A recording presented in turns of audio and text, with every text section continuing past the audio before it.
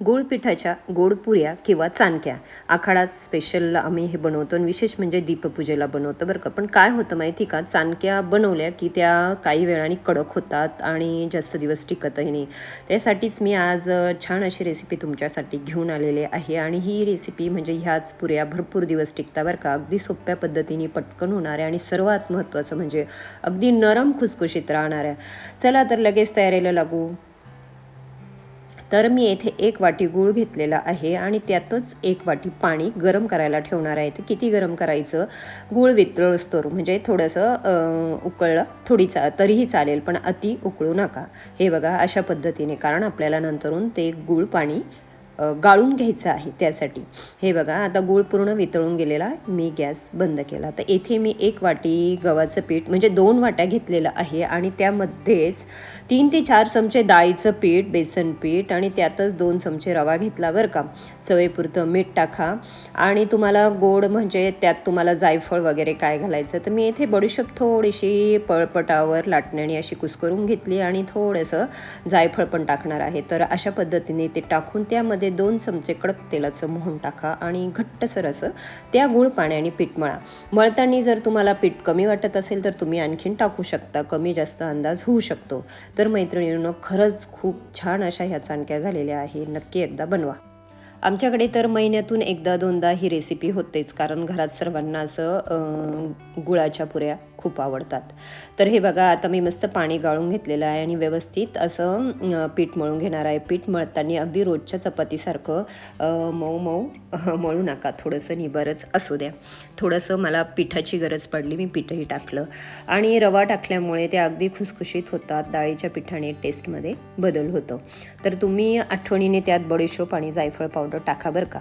तर हे बघा आता 5 ते 7 मिनिट थोडंसं झाकून ठेवणार आहे. नाही ठेवलं लगेच लाटल्या तरीही चालेल, पण एक लक्षात ठेवा, गूळ पाणी केल्यावर कडक पाणी नको, थोडंसं कोमट असलं तरीही चालेल. तर आता तुम्हाला कशा लाटायच्या त्या पद्धतीने तुम्ही लाटून घ्या. छोटे छोटे गोळे करून लाटल्या तरीही चालेल किंवा मग वाटीने ग्लासनी गोल आकाराच्या कापल्या तरीही चालेल. तर ही रेसिपी अशी असते की तुम्हाला कुठे बाहेर जायचं असलं तरी तुम्ही 10-12 दिवसासाठी सुद्धा टिकतात बरं का. मी तर जास्तच करून ठेवते आणि असं नाही की ती फ्रीजमध्येच ठेवली पाहिजे, बाहेर ठेवू नये, ती जास्त दिवस टिकते. आणि गूळ हा शरीराला पौष्टिकच असतो, पावसाळ्यात तर खाल्लाच पाहिजे.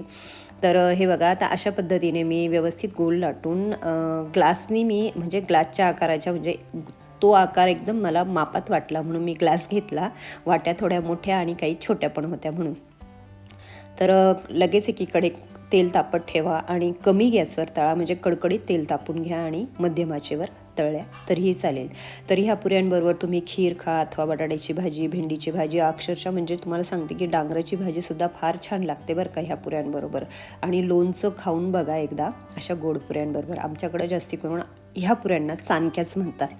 तर हे बघा तेल तापवलं आहे आणि मध्यम गॅसवर मी आता तळून घेणार आहे. आता एक लक्षात ठेवा, तळताना पण काय करायचं, पुरी टाकल्यावर सारखी सारखी हलवायची नाही, त्याने काय होतं ती कडक होते, खुसखुशीत होत नाही. एकदा उलट बाजू केली, एक बाजू तळली की लगेच उलट बाजू करा आणि काढून घ्या. इतकीच प्रोसेस असती याची तळण्याची. तर तुम्ही जर नवीन असाल माझ्या रेसिपी बघणाऱ्या तर आठवणीने यूट्यूब चॅनल सबस्क्राईब करा, इंस्टाग्राम फेसबुक पेज पण लाईक आणि फॉलो करा.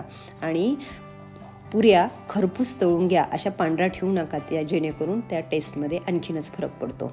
तर रोज डेली 1 मिनिटाचा व्हिडिओ असतो यूट्यूबवर, इंस्टाग्रामवर, फेसबुकवर, ते बघता का तेही बघत जा. आणि आठवणीने बेल आयकॉनवर क्लिक करा, जेणेकरून तुम्हाला सर्वप्रथम माझ्या नोटिफिकेशन येतील. आणि पुन्हा एकदा सबस्क्राईब करा.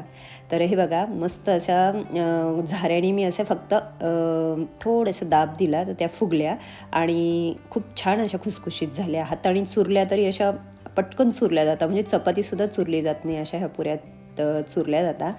तर नक्की बनवा. अशा छान छान रेसिपी रोज टाकत असते त्या बघा. दिवाळीची अनारसी रेसिपी खूप छान आहे माझी, तुम्हाला जमत नसेल तर सहज जमल अशी रेसिपी आहे ती बघा. बघितल्या ना पुऱ्या कशा खुसखुशीत झाल्या, लगेच खाऊ वाटतील अशाच झालेल्या आहे. यात तुम्ही थोडंसं ओवाही टाकू शकता, पण मला आवश्यकता वाटली नाही म्हणून मी टाकलं नाही. आणि खसखस लावूनसुद्धा ह्या पुऱ्या तुम्ही लाटू शकता बरं का. तेव्हा बाय, मी पुन्हा येईल नवीन रेसिपी घेऊन.